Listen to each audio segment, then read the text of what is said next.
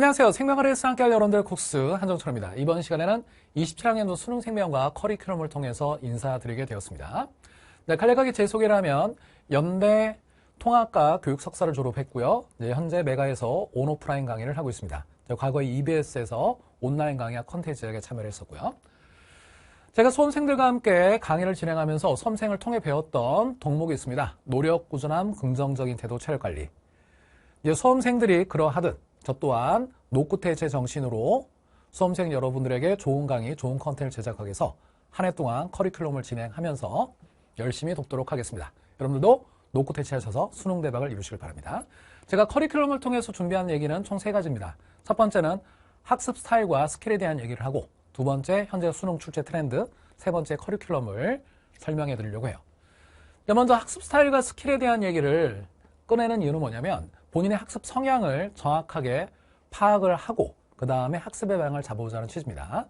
그리고 스킬에 대한 오해, 그리고 스킬은 실질적으로 어떠한 것이 본질인지 그거한 얘기를 잠깐 소개를 하고 들어갈게요. 먼저 되게 유명한 심리 테스트인데 타입 A와 타입 B의 사진이 있습니다. PD님도 한번 골라보세요. 여러분들도 한번 골라보시고요. 타입 A, 타입 B 중에 PD님 어떤 성향이 본인에게 맞다라고 생각하십니까? 타입 A. 여러분들 대부분 타입 A를 골랐을 거예요. 실제 이 테스트에 참여한 꽤 많은 사람들이 대략 80%가 A, 20%가 B를 골랐는데 학습 성향으로 본다면 A는 꼼꼼하고 정확하게 푸는 걸 선호하는 스타일이에요. 반면에 B 같은 경우에는 문제를 바라볼 때 좀 직관적으로 푸는 스타일입니다. 장단점이 있는데 A의 경우에는 기본 문항은 실수를 잘하지 않아요. 근데 킬러 문항이 잘 안 풀리는 스타일입니다. 대부분 수험생들이 그렇죠. 그 이유 중에 하나 바로 뭐냐면 꼼꼼하고 정확하게 푸는 성향이 강하다 보니까 자기 검열에 계속 잘 걸려. 내가 정확하게 꼼꼼하게 잘 풀지 못한다고 하면 잘못된 것으로 오해를 하고 다시 처음으로 돌아가 반복 학습을 하는 거지. 그러다 보니까 킬러 문항 학습까지에 도달하는 데 시간이 좀 오래 걸려요. 반면에 B의 성향이 강한 분들은 누구나 잘 푸는 기본 문항을 실수로 잘 틀려. 대신에 킬러 문항, 어렵다고 한 문항은 직관적으로 잘 풀어내는 경향이 있죠. 그래서 무엇이 더 좋은 성향이다라기보다는 우리가 학습하는 방향이 있어서 기본 문항과 킬러 문항을 대하는 태도, 그 측면을 여러분들한테 말씀드리려고 하는 거야. 기본 문항과 킬러 문항은 문제 푸는 방식이 똑같을 수는 없습니다.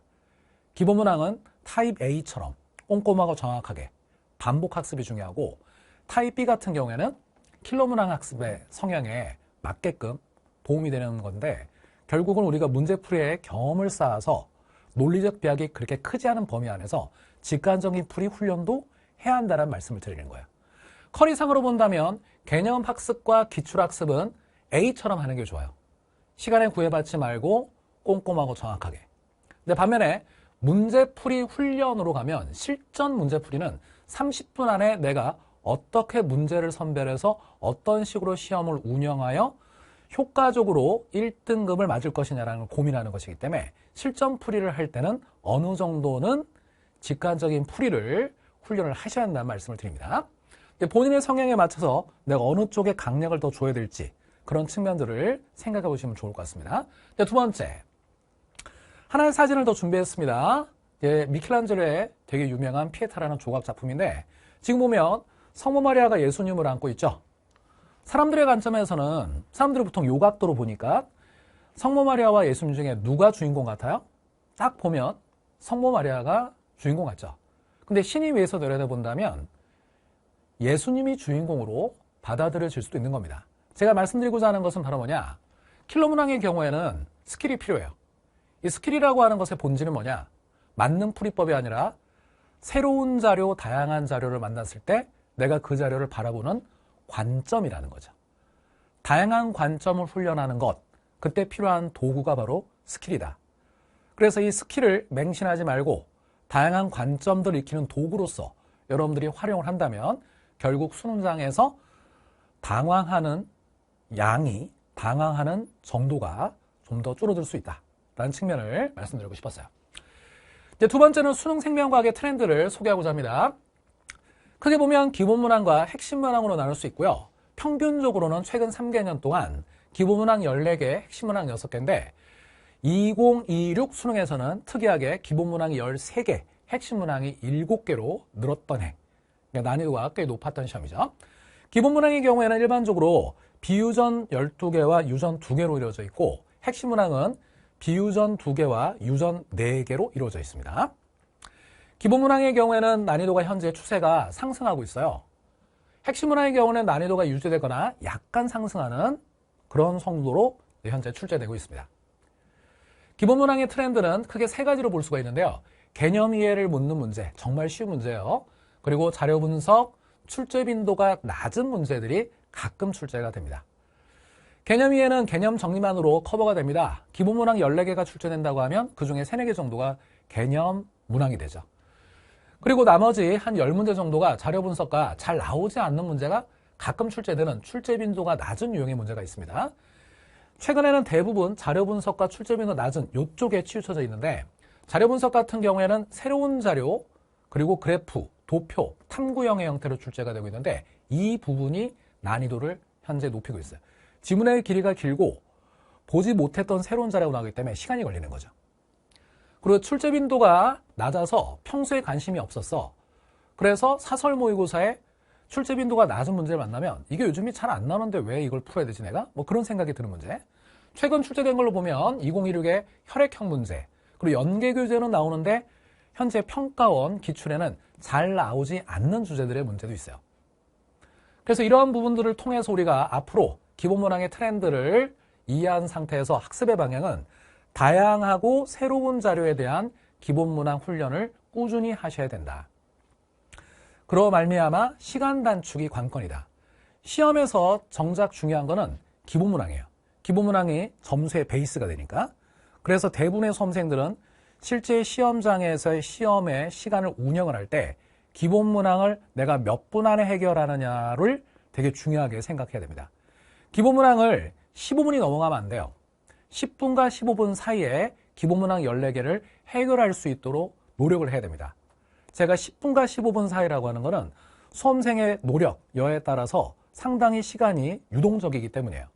어떤 수험생은 10분 전으로 끝내기도 하지만 또 어떤 수험생은 15분이 넘어도 끝내지 못하는 경우도 있기 때문에 이 말은 바꿔 얘기하면 충분히 누구나 노력을 하고 꾸준히 반복 훈련을 하면 기본 문항은 5분 정도의 시간 단축은 해낼 수 있다는 거예요. 10분에서 15분 사이에 해결한다. 그리고 이제 핵심 문항의 출제 트렌드를 보기 전에 방금 전에 말씀드렸던 기본 문항에 대해서 그럼 선생님 어떻게 학습을 하면 됩니까? 라고 했을 때 기본 문항 학습 순서는 처음에 개념 학습, 기출 학습, 그리고 다양하고 새로운 문제를 풀면서 그것을 결국 반복 학습하셔야 되고 그로 말미암아 우리가 도달하고자 하는 것은 실수하지 않으면서 시간 단축에 도달한다. 요걸 학습의 순서로 참고하시면 되겠습니다. 제가 마지막에 요 학습 순서에 맞게끔 커리큘럼을 매칭을 한번 또 해볼게요. 다음, 핵심 문항의 트렌드. 핵심 문항은 총 6문제가 일반적으로 출제됩니다. 막전이 하나, 근육 하나, 유전 4개가 됩니다. 이제 막전의 출제 트렌드는 미지의 기호를 요즘에 자주 활용해요. 그리고 신유형을 내기도 합니다. 특히 신유형 같은 경우에는 2026 9월 평가원에서는 막투가도라는 신유형이 나왔기 때문에 2027 수능을 준비하는 수험생들의 경우는 막전에서 막투가도 학습을 꼭 하시길 바랍니다. 수능날 또 뒤통수를 맞지 않기 위해. 그리고 근육의 경우에도 막전이처럼 미지의 기호를 활용하는 빈도가 높아지고 있고 최근 출제 빈도 중에 가장 높은 게 분수 조건이에요. 이 분수 조건을 비가 측면에서 효과적으로 해석하는 연습. 그리고 유전의 경우에는 기존 유형이 일반으로 출제가 되고 자주 나오지 않았던 출제 빈도가 낮은 문제의 경우 대표적으로 단일인자, 다인자, 연관 문제가 그러한 사례가 됩니다. 그런 측면에서 2027 수능 생명과학을 준비하는 수험생들은 막전이 파트에서 막투가도 신유형과 유전 파트에서 단일인자, 다인자, 연관 유형을 뒤통수 맞지 않기 위해 꼭 학습하시길 바랍니다. 학습의 대비는 이 부분 같은 경우는 핵심 문항을 풀 시간을 기본 문항에서 확보했다 하더라도 문제 하나하나가 꽤 부담스러운 요소들이 많기 때문에 논리적 비약이 크지 않은 범위 안에선 실전 풀이 훈련을 필수로 하셔야 된다. 논리적 비약이 크지 않은 범위 안에서라고 하는 건 뭐냐면 잠시 말씀드리겠지만 꼼꼼하고 정확한 풀이로 하는 게 엔제학습이나 기출학습에서는 도움이 되지만 실제 시험장에서의 환경에서 본다면 비현실적인 풀이에요. 기본 문항을 15분 이내에 해결했다 하더라도 나머지 15분에서 20분 동안 핵심 문항이라고 하는 6개를 꼼꼼하고 정확하게 다 풀어서 해결할 수가 없습니다. 그런 측면에서 어느 정도는 논리적 배역이 크지 않은 범위 안에서 직관적인 풀이를 여러분들이 문제풀이 경험치를 활용해서 해주는 훈련을 해야 돼. 이것도 훈련을 하다 보면 점점 정확도가 높아지기 때문에 어떤 특정 시기에 마지막에 하는 것이 아니라 처음부터 어느 정도는 계획을 세워서 가시는 걸 추천드립니다. 그럼 이걸 통해서 이제 학습의 순서를 어떻게 잡으면 되느냐? 논리적인 풀이의 학습, 즉 스킬과 논리를 배워야겠죠? 그걸 통해서 각각의 유형별로 정답으로 가는 경향성을 파악을 한 다음에 기출학습으로 들어가는 걸 추천드립니다. 이 경향성을 파악하지 않은 상태에서 그냥 스킬 배우고 바로 기출학습하게 되면 어떠한 부작용이 생기냐면 문제 해설을 들으면 알아듣겠는데 스스로 풀려고 하면 이게 잘 정답으로 가는 게 안 보이는 거야. 그런데 논리적인 풀이학습을 하고 배운 스킬과 논리를 잘 정리하고 반복하면서 정답으로 가는 그 경향성을 파악한 다음 그 다음에 기출학습으로 들어가게 되면 문제 발문만 읽어도 특정 선지는 답이다 답이 아니다가 보이는 경우도 있어요. 그리고 자료를 해석하다 보면 완벽하게 자료를 해석하지 않아도 결과론적으로 정답에 도달할 수 있는 논리구조가 보이기도 하고요. 그러니까 그러한 정답에 대한 풀이의 경향성을 파악하는 게 꽤 중요합니다. 이 경향성 파악은 보통 학생들이 많이 놓치는 것 중에 하나예요. 근데 강사들이 이 경향성 파악에 대한 얘기를 많이 강조하거든요, 사실은. 강의 중에. 그걸 놓치지 마시고 강의를 통해서 잘 캐치하시기 바라요. 그리고 기출학습한 이후에는 그 다음 단계는 계속해서 막전이 근육 유전 파트에 유형별로 반복 학습을 하셔서 최종적으로는 주어진 시간에 문제를 풀어내기 위해 낯선 자료를 만나도 시작점 및 문제풀이의 전반적인 루틴을 확립한 상태에서 수능장에 가셔야 덜 당황하실 수 있다. 이걸 토대로 이제 수능생명과학의 커리큘럼을 상세하게 말씀드리도록 하겠습니다. 정규 커리와 모국 커리 2개로 준비가 되어 있고요. 정규 커리는 총 6개입니다. 그리고 모의고사 커리는 총 3개로 이루어져 있어요. 기본문항 모의고사, 핵심문항 모의고사, 풀 모의고사. 예, 정규 커리부터 소개를 하게 되면 수능 기초는 이제 생명과학을 처음 하시는 분들이 하는 내용입니다. 그래서 생명과학의 큰 그림을 잡는 기초 강의라고 생각하시면 되고요. 이제 개념 강좌가 메인인데요. 철투철미의 개념 완성은 생명과학을 공부하는 수험생들이라면 누구나 필수로 듣는 개념 강좌인데 필수 개념과 스킬 그리고 논리를 집대성해서 한꺼번에 다 정리를 해드려요. 그리고 핵심 문항, 막전이 근육 유전에 필요한 스킬과 논리 이걸 이제 한종철 강사의 캐치 로직이라고 합니다. 캐치 로직을 개념 때부터 학습을 해서 순차적으로 서서히 빌드업을 해나가는 가장 기본이면서 핵심이 되는 쓰기리터 강좌라고 생각하시면 되겠습니다.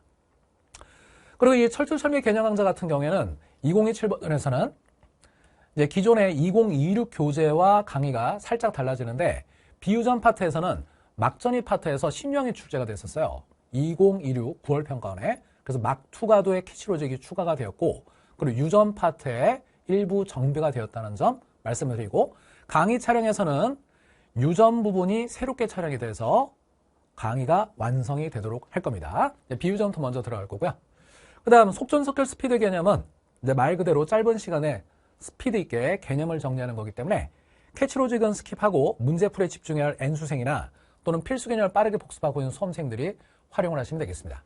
이제 기출 분석은 MDC 모든 기출인데 평가원과 교육청 기출을 구분하고 최신 3개년 기출을 따로 분류해서 기출학습에도 우선순위를 정해 효율적인 학습이 될 수 있도록 준비를 했습니다.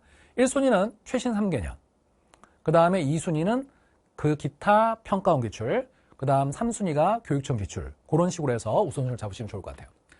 캐치로직이 기출문항에 어떻게 적용이 되는지를 확인할 수 있게끔 제가 추가적인 신규 문항 촬영해서 완성이 되올 거고요.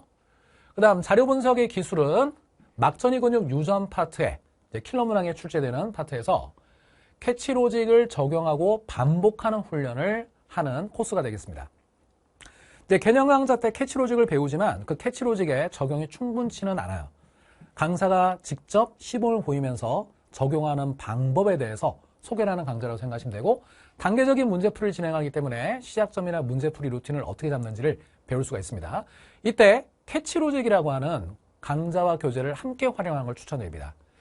캐치로직이라고 하는 것은 이미 철철 개념에서 다뤘던 스킬과 논리를 얘기하는 건데 개념 강좌의 교재의 캐치로직 파트만 따로 발췌해서 진행하는 강의라고 생각하시면 돼요.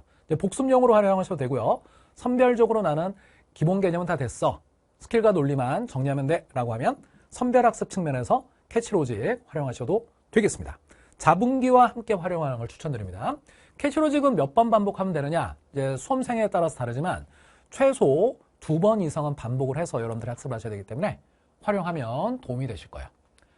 그 다음에 로직 엔제.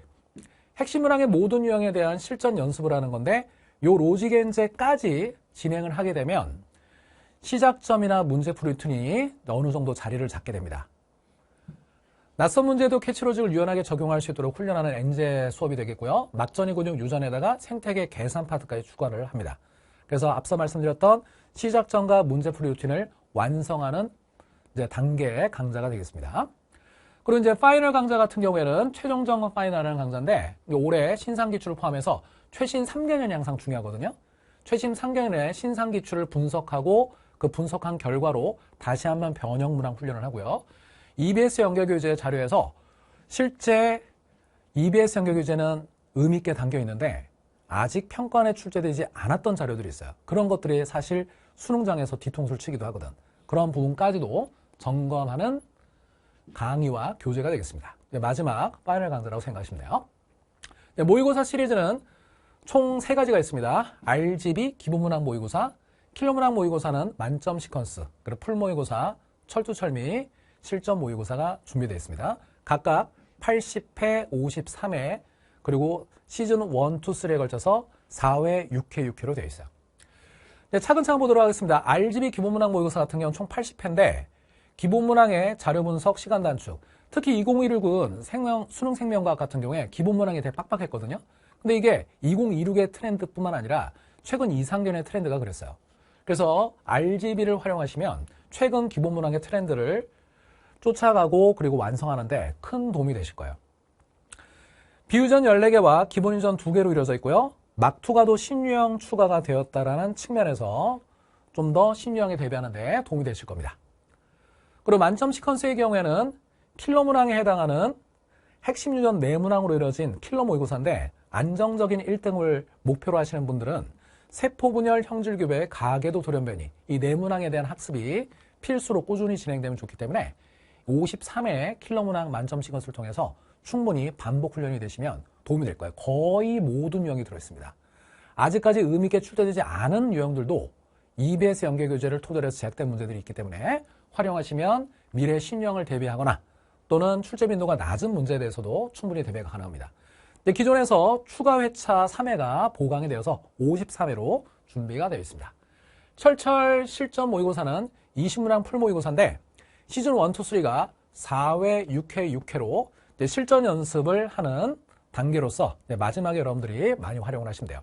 시험 시간을 운영하거나 또는 문제풀이의 순서 그리고 문제를 선별하는 능력을 점검하는 용어로 쓰시면 되겠습니다. 문제를 선별하는 능력이라고 하는 건 뭐냐면 사실 대부분의 수험생들이 30분 안에 20문제를 다 풀어서 문제를 맞추는 건 매우 힘든 상황이에요. 그래서 기본문항 14개를 해결하고 남아있는 핵심 문항 6개 중에 그 해 수능에 상대적으로 쉽게 나온 문항들을 선별해서 먼저 풀어주셔야 되거든요. 그런 것들을 다양한 풀모의고사를 통해 가지고 30분 안에 문제를 선별해서 푸는 그런 훈련도 평소에 되어 있어야 수능장에서 어떠한 상황이 연출될지 모르기 때문에 그에 대한 다양한 시나리오, 다양한 상황에 대처하는 연습을 하신다고 생각하시면 되겠습니다. 최근 출제 경향에 반영된 20문항 풀모의고사다라는 말씀 드리고요. 이제 학습 순서로 본 커리큘럼을 다시 한번 재구성해 보도록 하겠습니다. 아까 기본문항 같은 경우에는 개념, 기출, 다양하고 새로운 문제를 반복해서 풀면서 시간 단축에 훈련해야 된다고 말씀드렸는데 커리에서 매칭을 해보면 개념은 철철 개념, 기출문제는 MDGC, 다양하고 새로운 문제를 반복 학습하여 시간 단축하는 건 RGB 기본문항 모의고사를 활용하시면 됩니다. 핵심 문항 학습 순서는 논리적인 풀이 학습은 철철 개념, 그리고 경향성을 파악하는 건 캐치로직, 기출학습은 MDGC, 반복학습은 자분기와 만점 시퀀스를 병행해서 활용하시면 시너지가 납니다. 네, 마지막으로 시작점과 문제풀이의 루틴을 확립하는 단계는 로직엔제로 마무리하시면 되고요. 이제 시기별 추천 커리큘럼입니다. 이제 어느 시기에 무엇을 활용하는 것이 효과적이냐라는 걸 이제 추천하는 겁니다. 이제 가급적이면 요 시즌에 이 강좌를 활용하는 게 시기적절하다는 말씀을 드리고 본인이 형편에 맞게끔 다시 재구성해서 활용하는 것도 괜찮을 것 같아요. 12월과 3월에는 철철 개념과 MDC를 진행해 주면 됩니다. 이때 선택적으로 본인이 필요하면 기초 탄탄이나 속속 개념을 활용하면 되고요. 어찌됐든 간에 처음 하시든 다시 한번 시험을 치르시는 분들이든 철철 개념과 MDC는 12월에서 3월 사이에 하시는 걸 추천. 3월과 6월 사이에는 캐치로직과 자분기를 병행하시는 걸 추천드립니다. 자분기만 하게 되면 많이 까먹어요. 그래서 캐치로직 복습하면서 자분기 하는 걸 추천드립니다. 지금 정규 커리를 좀 소개하고 있어요. 7월에서 9월 사이에는 로직 엔제, 10월 파이널 시기에는 최종 점검. 모고 커리에서는 RGB는 3월부터 쭉 진행하는 걸 추천드리고 9월까지 끝내는 걸 권장합니다. 그리고 만점 시퀀스는 RGB와 더불어서 핵심 문항 모의고사 이 두 개는 주간지천 여러분들이 활용하시면 좋을 것 같아요. 매주 RGB와 만시를 2-3개 정도 꾸준히 풀면서 감을 유지하고 반복 학습을 하는 거지. 그리고 풀모의고사인 철철신문은 3월부터 6평 대비로 시즌1, 시즌2, 시즌3, 10월까지 해서 나오는 시즌에 맞게끔 6평 대비, 9평 대비, 마지막으로 파이널 시즌에 맞게끔 활용하시면 도움이 될 겁니다. 네, 마지막으로 앞서 말씀드렸던 노력, 꾸준함, 긍정적인 태도, 체력관리 잘 하시고요.